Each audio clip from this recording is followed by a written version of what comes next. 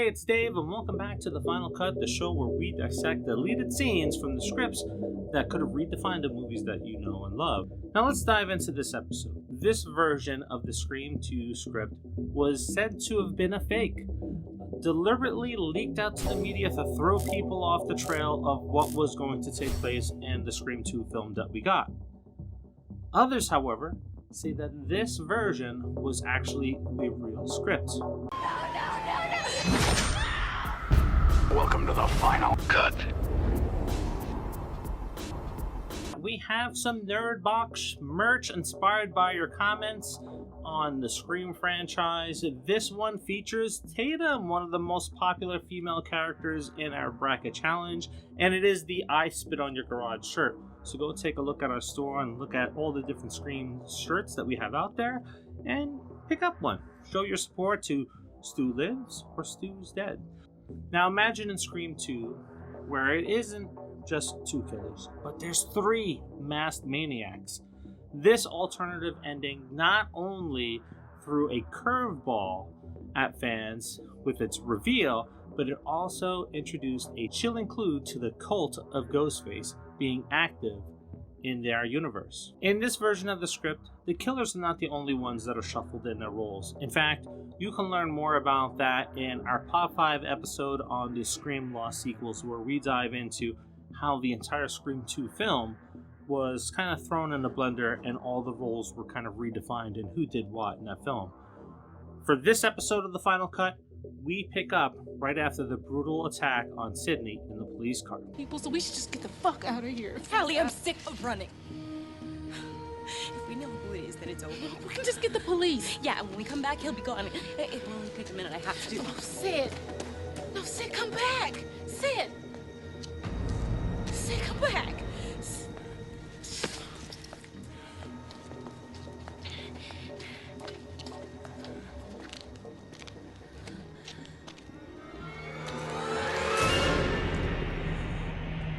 Oh, shit. What? He's gone. What? Like the film, Sidney escapes and seeks refuge in the college theater. As she navigates through the darkened auditorium, she calls to the shadows to see if anyone else is there. But her voice echoes back in response.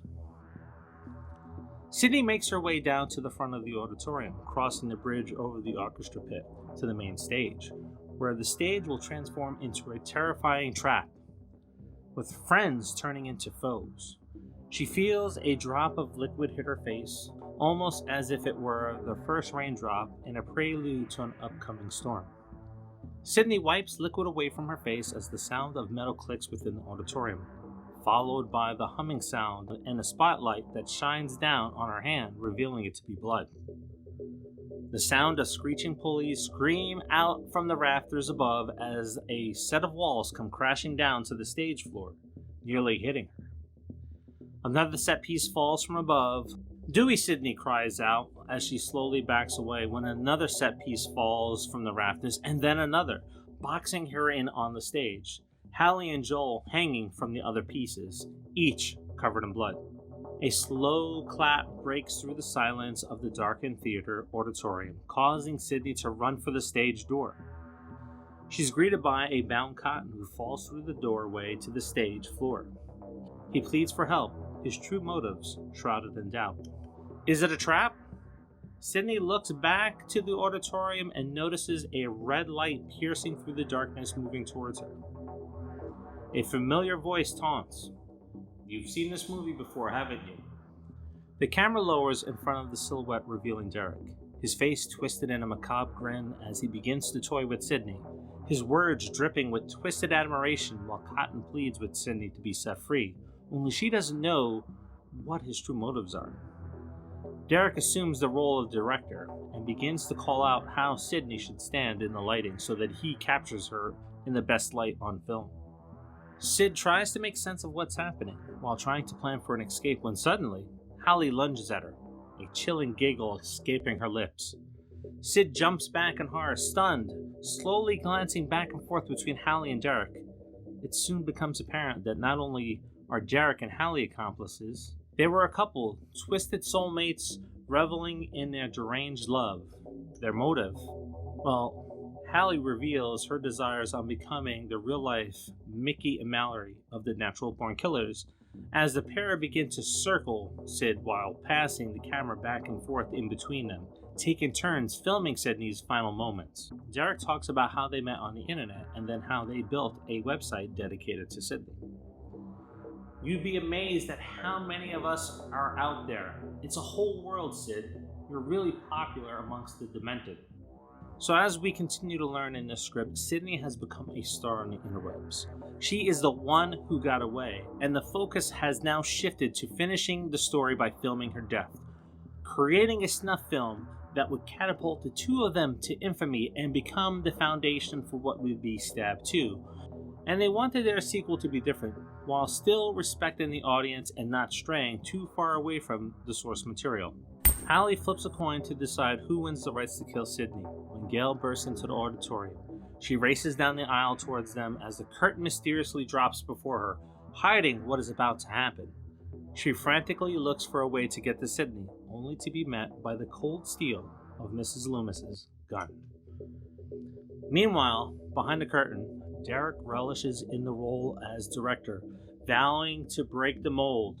They want a film that depicts reality, where the good guys lose and the bad guys inherit what's left. Enter Mrs. Loomis, who reveals a shocking truth about the original murders. A secret buried with the rewrite that would have reshaped the entire Scream universe going forward.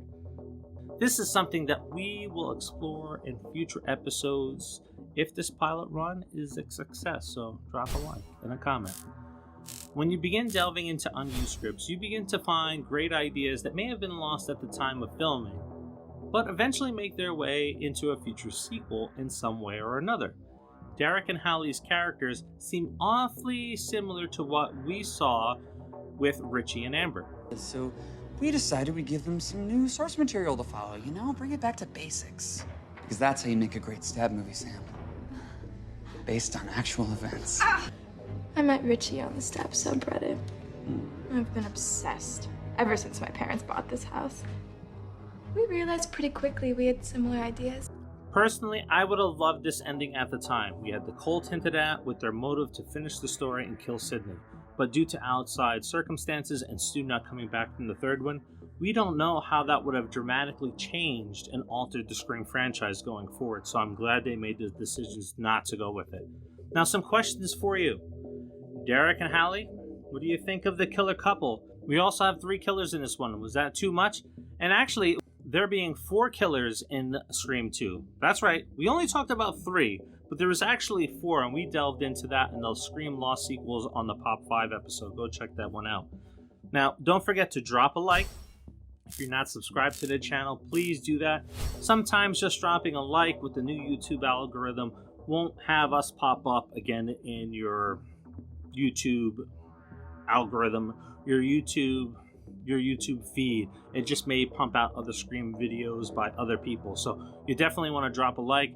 You want to make sure that you subscribe to the channel. And as always, thank you for joining me for another episode here on the Nerd Box.